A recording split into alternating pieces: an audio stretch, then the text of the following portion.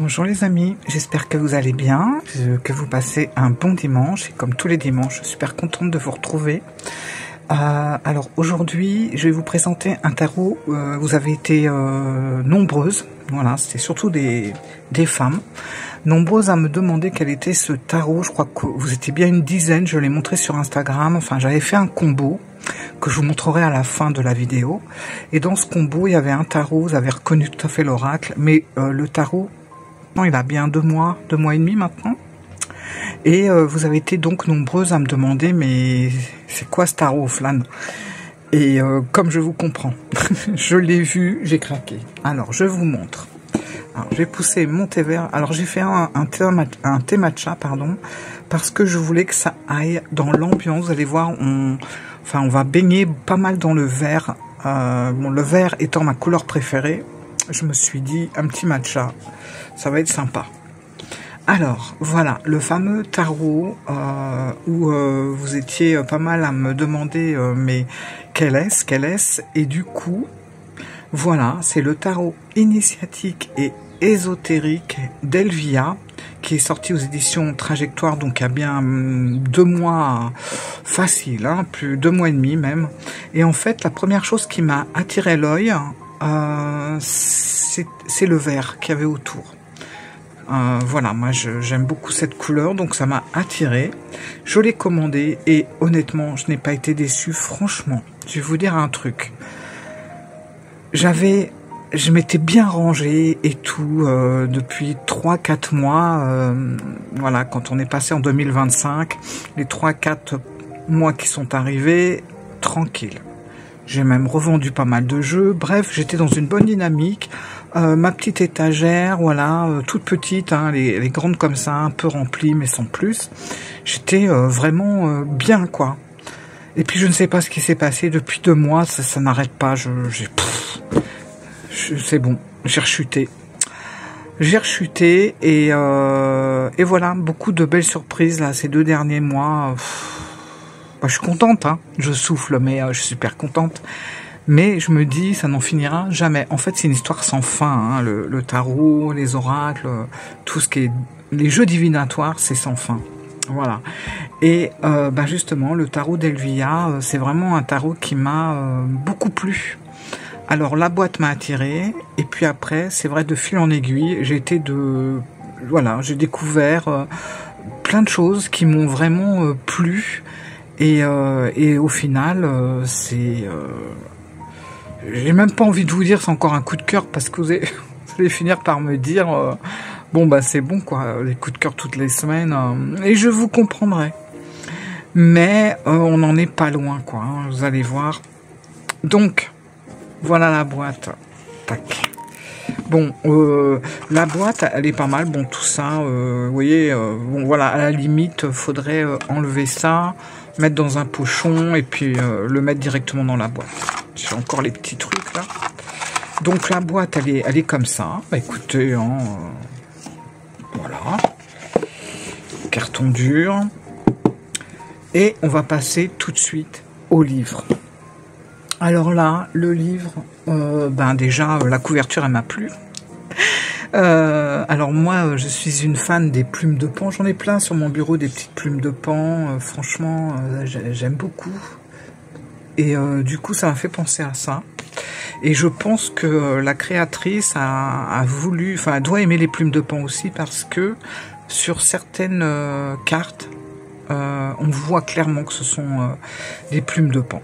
Voilà, je sais pas, et... enfin bon, je trouve beau, voilà. Donc c'est un livre, bah écoutez, il a juste ce qu'il faut,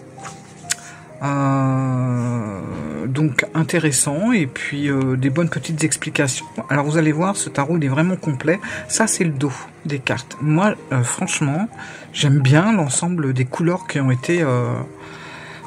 été choisis pour le travailler avec l'œil ici. Enfin, je trouve très original. Les lunes de chaque côté. Enfin, il y a un petit truc que je trouve attirant dans ce dos. On a une introduction où la créatrice raconte un petit peu sa rencontre avec le tarot en général. Donc il y a l'histoire du tarot, il y a plein de petites choses à lire au début, super intéressant parce que c'est pas trop long, c'est des petits paragraphes. Les correspondances du tarot d'Elvia, ça c'est les correspondances, on les trouve pas toujours sur d'autres jeux et je trouve que c'est vachement intéressant. Comprendre la composition du tarot. Alors, en fait c'est bizarre parce que ce tarot, il avait tout pour me plaire d'un côté et tout pour me déplaire de l'autre. Alors pour me plaire, ben, je vous l'ai dit, la couleur, vous allez voir les cartes, bref, il y a plein de petites choses qui me plaisent. Et en même temps, sur d'autres tarots, il y a des choses que j'aime pas, c'est quand on renomme les cartes. C'est quelque chose qui me plaît pas vraiment. Et c'est vrai que j'aime bien les tarots qui ont quand même une taille tarot en général. Bon, voilà, c'est histoire de dire, mais voilà. Et celui-là, justement, il y a des cartes qui ont été renommées. Alors déjà, la suite des deniers ou des pentacles a été renommée trèfle. Et la suite des épées, elle a été renommée dans ce jeu sabre. Voilà, ça c'est une première chose. Elle le précise ici. Donc c'est pour les arcanes mineures. Vous allez voir, pour les majeurs, il y a eu pas mal. Alors c'est juste pour les majeurs. Hein, il y a eu quelques cartes qui ont été renommées, comme le pape, comme l'impératrice, l'empereur, le pendu, le mât et la grande prêtresse. Je pense que c'est tout. Voilà, ces cartes-là ont été renommées et je vous expliquerai pourquoi la créatrice a renommé ces cartes-là, parce qu'il y a une raison, justement. Donc ensuite, elle nous parle de la numérologie dans le tarot, des symbolismes des couleurs. Ça, c'est bien intéressant parce que c'est vrai que la numérologie, on l'utilise surtout, j'ai l'impression, plus pour le Marseille et moins pour le Rider-Waite. Alors vous allez voir, c'est un jeu qui n'est pas vraiment Rider-Waite, qui n'est pas vraiment Marseille, c'est un hybride. Voilà. On a les lettres hébraïques parce que dans les cartes, vous allez retrouver les lettres hébraïques, vous allez retrouver les runes, vous allez retrouver également tout ce qui est en lien avec l'astrologie et tout ce qui est en lien avec les planètes. Donc vous voyez, ça fait quand même un jeu assez complet. On a quelques tirages, voilà. Et ensuite, on va passer aux arcanes majeures. Alors, les arcanes majeures, alors elle commence par la première carte, le battleur, et elle finit par la 22e carte qui est nommée. Elle est nommée et elle a un numéro, surtout, c'est la 22e. Elle n'est pas, c'est pas la carte 0 pour le mât, qui s'appelle plus le mât d'ailleurs, mais je vais pas tout confondre, mais c'est le génie. Voilà. Donc, pour les cartes majeures, qu'est-ce qu'on a? Eh ben, écoutez, il y a plusieurs choses, mais c'est clair. On a une petite phrase ici et on a des mots-clés. On a la relation avec la lettre hébraïque, parce que vous voyez sur les cartes, vous avez 4 petits coins comme ça, où vous avez la lettre hébraïque, l'astrologie, etc.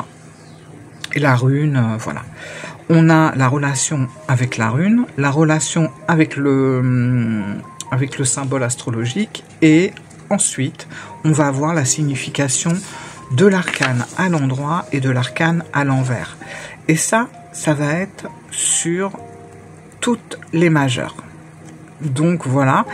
Les mineures, elles sont très très bien expliquées, mais on a pu les signes planétaires, etc. Alors attendez, je retrouve. Alors, le monde. Voilà, là on va être sur les mineurs. Alors les cartes mineures. Avec les cartes de cours compris, hein, bien sûr. Ce que j'ai bien aimé aussi, c'est que la créatrice, elle nous a mis un petit mot. C'est comme un petit mot-clé qui va un petit peu enrober l'histoire de la carte. Voilà. Par exemple, le 2 de trèfle, vous savez, c'est l'équilibre, c'est le changement, c'est la dextérité, etc. C'est aussi la flexibilité, hein, le 2 de trèfle. Donc qui est le 2 de pentacle ou de denier, hein, on reconnaît quand même un petit peu, et elle va nous la nommer, alors c'est pas sur la carte, hein, c'est juste sur le livre, la souplesse. Et je trouve que les petits mots comme ça qu'elle met, par exemple 3 de trèfle, la solidarité, quand on connaît le sens de la carte ou du Rider-Waite, et ben tout de suite ça nous dirige vers la signification un peu de la carte. Le 4 de trèfle, on va avoir le confort. Vous voyez, le 5 de trèfle, c'est le manque. Et puis après, si on va un peu plus loin, le 6 de coupe, c'est les souvenirs. Le 9 de coupe, c'est la satisfaction. Donc, à chaque fois, on a un mot pour un petit peu synthétiser le sens de la carte. Moi, j'adore quand c'est ça parce que bah, si on a un trou de mémoire, mince, je sais pas, moi... bah c'est quoi le valet de coupe déjà? Ah ben voilà, elle nous met, c'est le messager du cœur. Donc ça nous dirige un petit peu, c'est un peu des indices. Donc le livre, il est très bien fait. Bon, moi j'écris plein de choses, hein. Je vous ai dit, moi je suis... voilà, moi mes livres, ils sont vivants, hein, franchement. J'écris de partout, c'est voilà, c'est comme ça. Alors il y a autre chose aussi que je voulais vous dire. Alors moi j'ai mis le jeu dans un petit pochon vert, hein, bien sûr. Je voulais vous dire également que vous allez voir dans ce jeu, vous n'avez aucun signe religieux dans ce tarot. C'est d'ailleurs pour ça que certaines cartes ont été renommées. C'est le parti pris de la créatrice, voilà. Donc elle n'a pas voulu mettre de signes religieux dans son tarot. Bien qu'elle respecte vraiment les gens qui ont la foi, qui sont croyants, etc. Ça n'a aucun rapport. C'est tout simplement que, pour elle, en tout cas, au vu de l'histoire que lui ont rapporté toutes les grandes religions, on va dire, pour elle, ce sont ça fait couler beaucoup de sang et elle ne voulait pas intégrer ces signes-là dans son tarot. Voilà. Pourquoi pas, c'est son choix, dénué de toute croyance, voilà, tout simplement.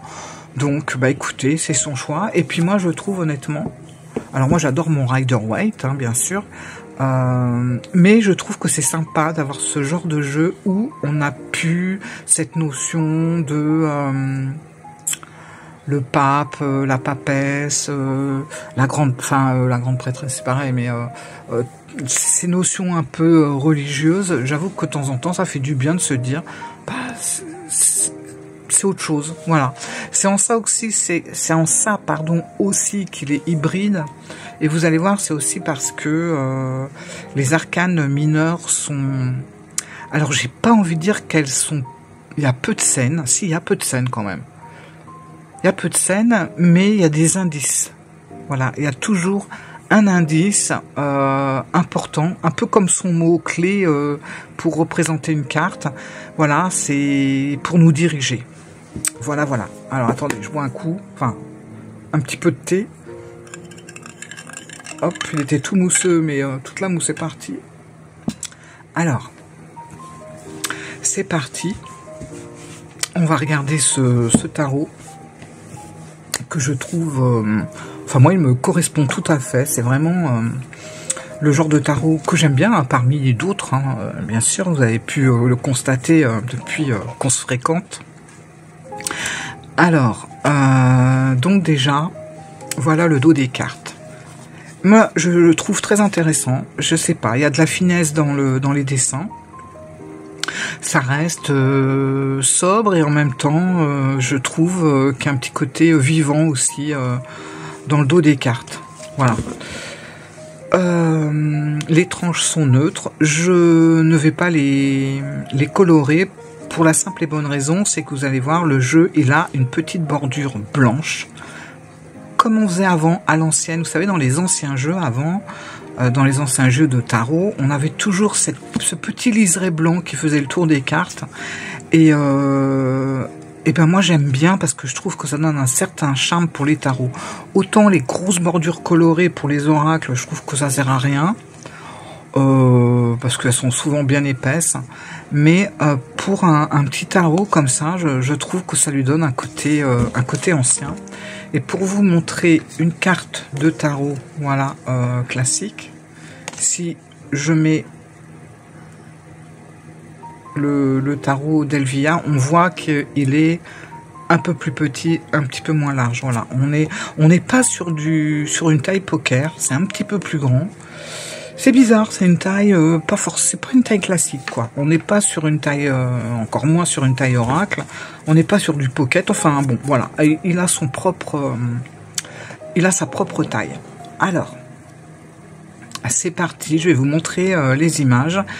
Voilà, alors c'est bien sûr dans le désordre parce que je l'ai depuis 2 semaines, je crois, un peu plus de 2 semaines. Je m'en suis énormément servi. Je m'en sers pour les tirages. Là, j'ai mis au repos pendant quelques temps mon rider. Et d'ailleurs, bon, j'en profite pour vous glisser ça, c'est que dimanche prochain, je vais vous faire une vidéo pour vous montrer les jeux que j'emmène en vacances. Bien sûr, celui-là en fera partie. Donc, je vous montrerai ça. Voilà. Alors, le valet de coupe. Alors, vous voyez le valet de coupe où, dans le livre, tout à l'heure, il y a marqué « Messager du cœur ». Bon, les coupes, on sait qu'on est dans les émotions, le sentimental, etc. Puis vous voyez, on a des petites, voilà, on a des petites lettres sur le côté. Et voilà, c'est ça les petits indices, c'est-à-dire que le jeu, il est beau en couleurs, parce que c'est des couleurs diluées. Voilà, vous voyez, c'est le vert, c'est un vert un peu dilué, le rose, le violet, tout est très nuancé, je sais pas si on dit ça comme ça, mais voilà, le chariot. Et du coup, je trouve que ça lui donne beaucoup de charme, et ça lui donne justement ce côté ancien. Et visiblement, vous avez vraiment apprécié les quelques photos que j'ai pu mettre sur les réseaux, comme sur Instagram et sur YouTube. Alors, voilà, regardez. Alors là, on est avec le 9 de trèfle. Et vous voyez, on a le petit indice ici. Moi, ce que je vous conseille, si vous débutez le tarot, ou vous avez envie de vous mettre au tarot et que justement ce jeu-là vous parle parce qu'il y a des petits indices, je vous conseille dans un premier temps, quand vous recevez le jeu, c'est de comparer un Rider-Waite avec celui-là. Comme ça, ça va être peut-être plus parlant, je pense. Voilà. Donc, le fameux mât, vous voyez, c'est la 22e carte et il est nommé le génie. Voilà. Et vous avez des explications, pas forcément sur les détails de la carte, dans le livre, justement, si vous lisez bien, la créatrice, mais qu'elle n'a pas détaillé tous les petits indices. Comme là, vous voyez, on a un fou qui se promène avec un panier percé, on voit qu'il perd tout. Il perd tout, en fait. Et tous ces petits trucs, ces petits dessins, ces petits indices qu'on voit ici et là, elle les a pas expliqués parce qu'elle voulait que ça soit chacun, que ça soit propre à chacun en fait. Voilà. Et alors moi j'aime bien quand on explique les détails, mais je comprends et finalement c'est vrai que ça laisse libre cours à notre imagination. Voilà. Donc c'est pas plus mal. Alors regardez.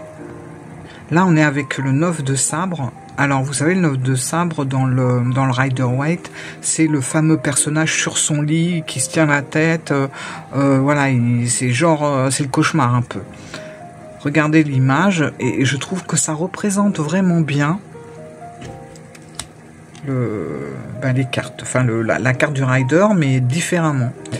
Le roi de coupe. Alors là, c'est la mort qui n'est... Alors là, c'est pas nommé.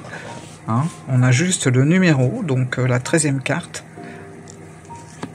Donc un petit côté majeur, comme un petit côté tarot de Marseille. Je vous ai dit, c'est vraiment un hybride de tous les tarots. Alors, 7 de trèfle. Vous voyez, 7 de trèfle aussi, si vous regardez bien le détail là, on a comme un sablier. Voilà, et vous voyez, le sablier, comme pour montrer qu'il faut laisser un petit peu mûrir les choses et de laisser tranquillement les choses se faire. Voilà. On a plein de détails comme ça. La force, en 11. Le diable devient Lucifer, oui, je vous avais pas tout dit, je crois qu'il y en a 2 autres encore qui a été renommé. Regardez, le 2 de sabre. Je trouve que si vous connaissez le Rider, la carte du Rider, c'est hyper parlant. On a un œil, on a 2 épées qui se croisent, voilà. Donc la matriarche, alors elle va remplacer l'impératrice. Pareil, très parlante. Voilà, le 10 de coupe, on a un super soleil, on a un arc-en-ciel, toutes les coupes débordent, la justice. 5 de bâton, j'aime beaucoup cette carte, 5 de bâton. Il suffit pas d'énormément de détails pour comprendre, mais vous voyez ici, on a 1, 2, 3, on a l'impression qu'on est sur un podium, et c'est vrai que cette carte-là, si vous la connaissez un petit peu, c'est quand même la carte des challenges, des défis, voilà, donc je trouve que voilà, il suffisait de pas grand-chose pour avoir un petit indice de compréhension. L'ermite, le roi de trèfle, le roi de pentacle. Alors celle-là, je suis contente de vous la montrer. Et d'ailleurs, bon, je ne sais pas si vous connaissez le 4 d'épée, le 4 de sabre, mais je n'arrive pas à comprendre pourquoi il y a un signe. Ou alors je le comprends, mais je me dis c'est quand même un peu tiré par les cheveux. Donc je voulais simplement, écoutez, vous mettre à l'œuvre et vous demander qu'est-ce que ça invoque pour vous, justement, ce 4 d'épée. Donc on a bien les épées, on a vraiment l'impression comme des épées Damoclès au-dessus du signe. Voilà, donc c'est le 4 de sabre dans ce jeu, mais qu'est-ce que ça évoque? L'illustration, qu'est-ce que ça vous évoque? Voilà. Pourquoi ce signe est là? Je vous la mets là. Donc, la roue de fortune. C'est très très bien représenté. Celle-là aussi, avec l'abeille. J'aime beaucoup le 5 de sabre. Donc, vous voyez, le 5 de sabre, là, on est sur un échiquier. On a un échec et mat. Bon, si on connaît un petit peu le rider, c'est vachement parlant. Le battleur. Donc vous voyez, le battleur, c'est pas le magicien. Donc franchement, on a un peu de tout. Hein. Les amoureux. Le cavalier de trèfle. Après, vous avez des détails aussi. Alors, il y a des petites choses. Par exemple, souvent dans ce jeu, on va voir qu'il y a des... Vous voyez, il y a des endroits où on voit le soleil qui éclate. Et vous avez aussi des signes ici. Faites bien attention aussi, vous voyez, aux 4 coins des cartes. Vous avez plein de signes, parfois en fond de carte aussi, au niveau des couleurs, la luminosité. Il y a toujours, enfin pas toujours, mais sur certaines cartes, vous avez un œil plus ou moins caché, fermé, ouvert. Donc il y a plein de petits indices, mais qui ne sont pas vraiment dits. Mais ils sont là justement pour faire travailler notre tête, quoi. La reine de coupe. Vous voyez, là, c'est pareil, la reine de coupe. On a un soleil derrière. Le sol est décomposé de diverses façons. Là, c'est pareil. Alors, moi, j'aime beaucoup le 2 de bâton. Hein, vous le savez, 2 et 3 de bâton sont vraiment mes cartes préférées dans le tarot. Et en plus, vous voyez, on a un lierre qui va relier les deux. Et dans le fond, j'ai cru à un moment que c'était un soleil. Après, je me suis dit non, pas vraiment. Bon, c'est quand même, ça ressemble, mais c'est pas ça. Après, j'ai cru que c'était la terre au fond. Et finalement, je me dis non, c'est un œil. Voilà.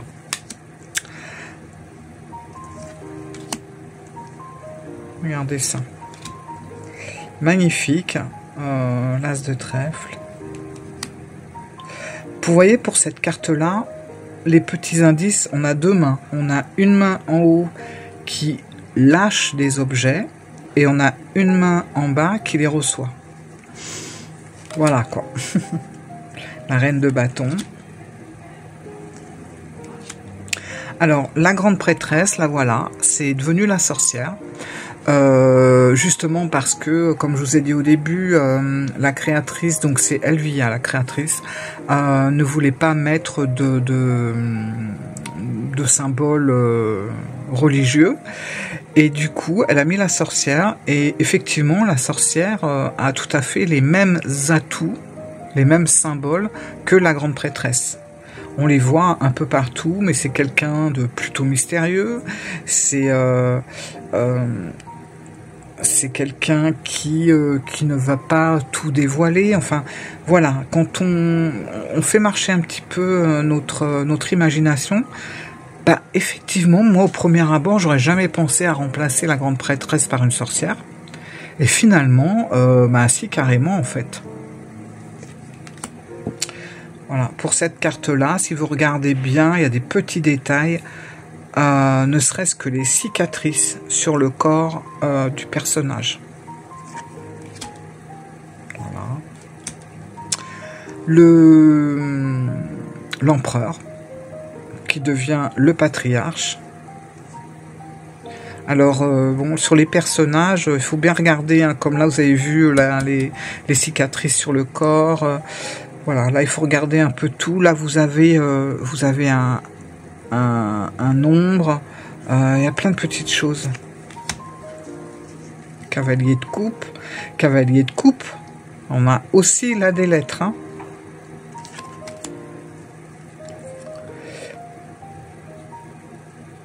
Le 3 de trèfle. La reine de trèfle. Alors, c'est vrai que parfois, les cartes de cour ne sont pas forcément faciles à retenir. Je ne sais pas pourquoi. On a souvent tendance à bloquer sur les cartes de cour ou sur les as. Ça arrive. Et bah, vous voyez, là, c'est la reine de trèfle, donc la reine de pentacle, on va dire. J'aime beaucoup cette représentation où on voit la terre ici et on voit la reine de trèfle, vous voyez, qui nourrit la terre en fait. Je sais pas si vous voyez bien. Bon bah tout ça, c'est des petits indices pour l'interpréter. Alors le pendu devient le sacrifice. Et il est entouré de runes. Hein. La lune, c'est intéressant. La lune, on n'a plus l'écrevisse, mais on a une sirène. Là aussi, ça peut faire travailler pas mal de choses. Le 10 de trèfle, je trouve qu'il est bien vu. C'est tout simple, mais on a vraiment cette impression d'arbre généalogique. L'as. Le 6 de bâton. C'était très parlant, hein. Moi je trouve, en tout cas, j'espère que j'étais comme ça, non? J'espère que vous voyez bien. Je suis trop haut du coup, comme ça. Moi ça me parle direct en fait. Ça me parle direct et puis ça permet de travailler autour par ma propre réflexion. Voilà, je vais pas suivre spécialement les détails justement du livre. Je sais par exemple, voilà, je connais la signification du 7 de bâton et je vais pouvoir l'interpréter au vu des illustrations. Voilà. Le 3 de sabre. Le soleil. Alors là, le bâton, on se rapproche un petit peu plus un petit peu plus du Rider-Waite avec un personnage qui a beaucoup de choses, il porte beaucoup de choses sur son dos, et là en plus il a carrément un boulet au pied. Celle-là aussi, hein, elle est assez parlante, elle nous rappelle le Rider-Waite. Alors celle-là est plutôt violente, mais bon voilà quoi. Hein. C'est un jeu qui est clair, voilà. On fait pas de chichi et pourtant il est tout en douceur au niveau des illustrations, enfin au niveau des couleurs surtout. Les illustrations, pas toujours, la preuve. Voilà. Le maître. Alors le maître, c'est le hiérophante. Forcément, elle l'a remplacé. Voilà. La reine de sabre.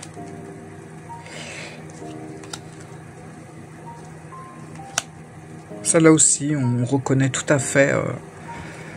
Celle-là, je l'aime beaucoup parce qu'elle est bien vue aussi. C'est le 6 de coupe. Le 6 de coupe, vous savez, c'est le passé, c'est les souvenirs, c'est les choses qu'on a derrière nous, etc.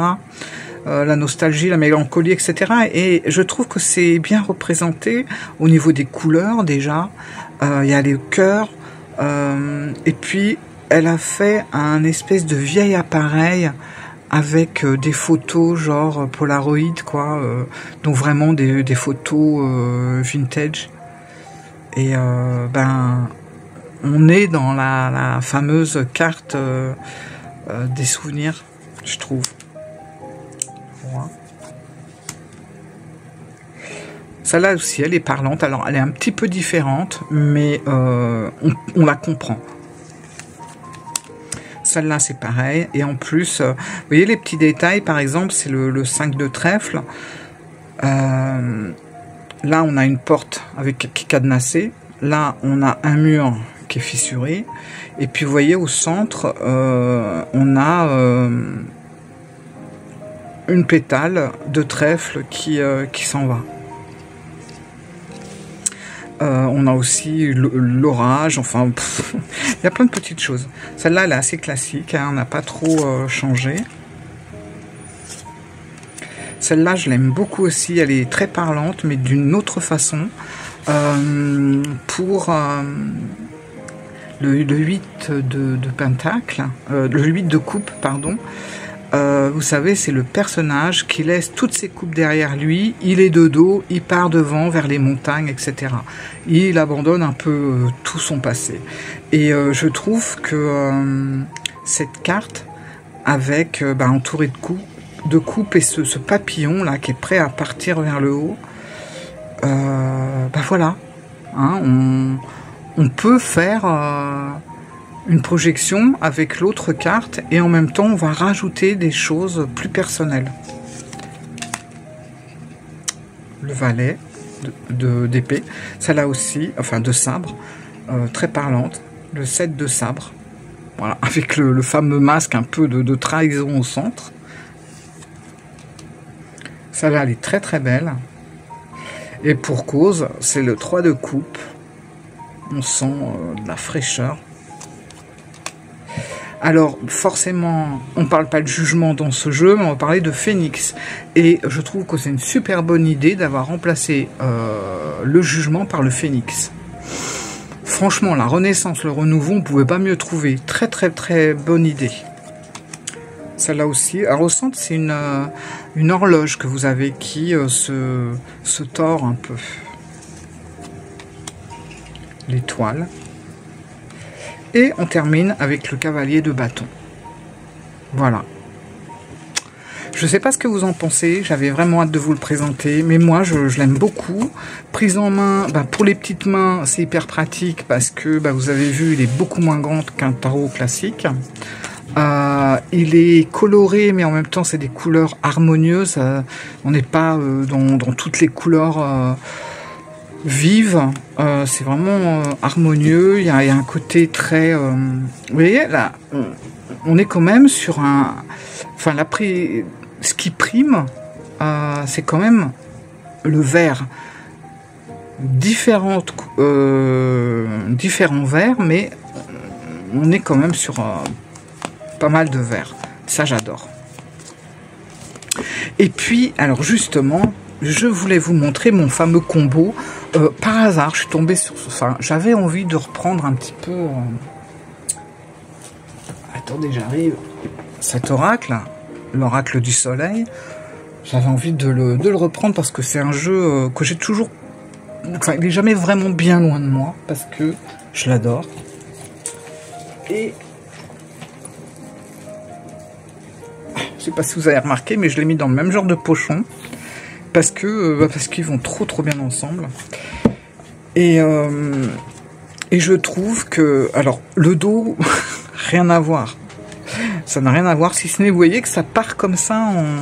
Voilà, ça s'éclate un peu comme ça. C'est tout. Mais quand vous prenez le jeu, franchement, je trouve...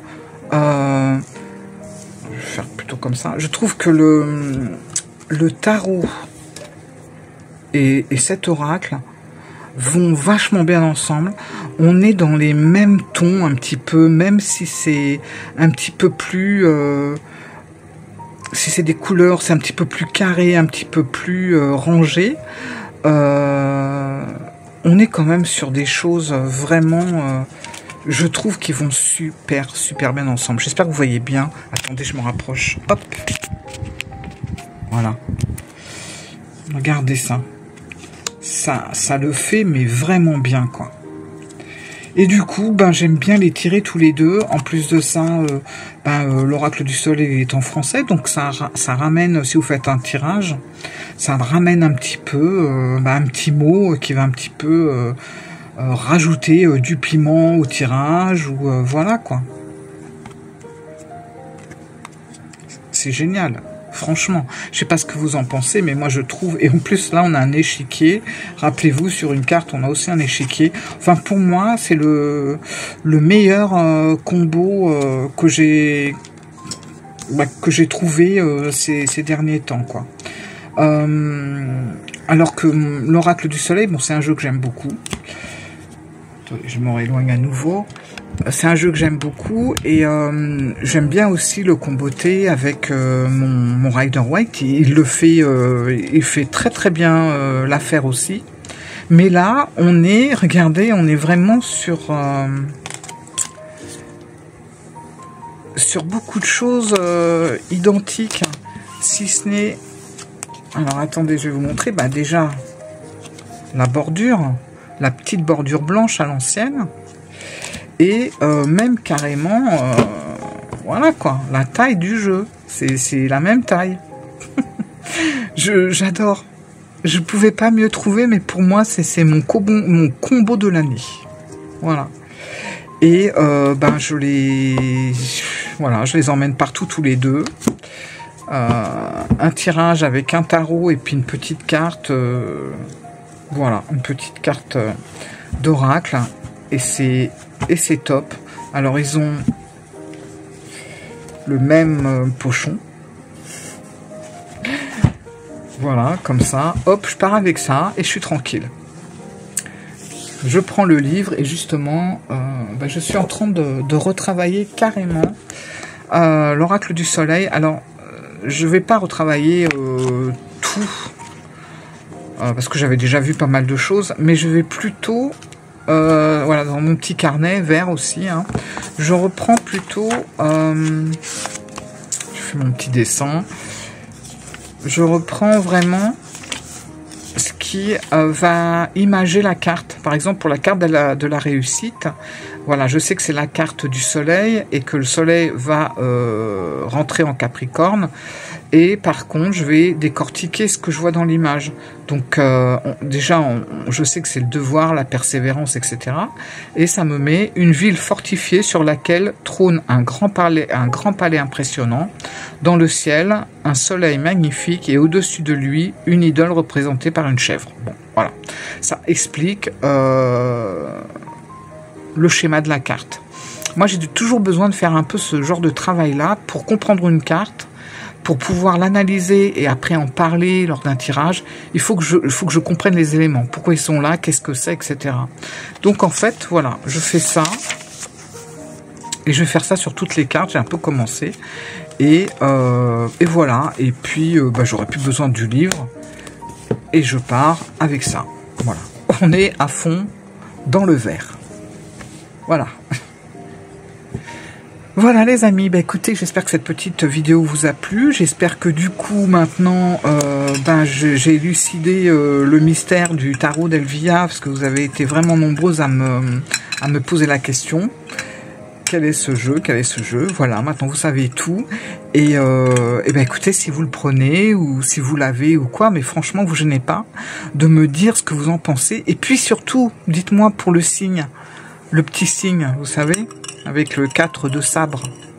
Voilà, qu'est-ce que ça vous inspire, ce petit signe qui se trouve là, le pauvre, je vous dis, comme s'il avait 4 épées Damoclès au-dessus de la tête. C'est peut-être ça en fait, hein, tout simplement. Je sais pas pourquoi je veux chercher quelque chose de plus complexe. Bon, en tout cas, voilà les amis. Écoutez, je vous laisse profiter de votre dimanche. Et puis mercredi, une vidéo. J'arrive déjà plus à parler. Une vidéo va sortir. Ça va être un tag. Voilà, mercredi. Sur ce, bon dimanche et à bientôt. Bisous les amis, ciao.